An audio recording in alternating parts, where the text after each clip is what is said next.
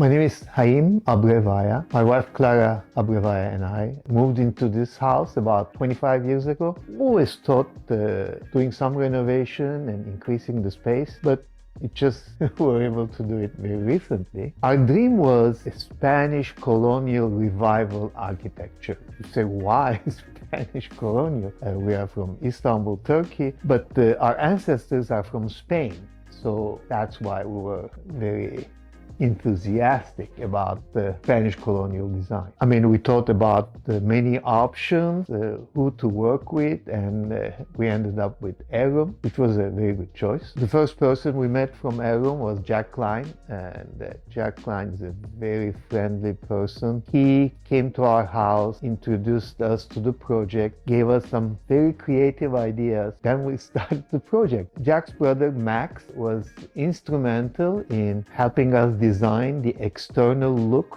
of the house, especially the front porch and the back porch. We always trusted to get his technical opinion on many issues, and we kept asking questions, requests. He always replied with a smiley face and get them done. So very happy with this team. That's how the project moved. And if you ask me about Clara and I are thinking about the new space, I would say is well beyond our expectations.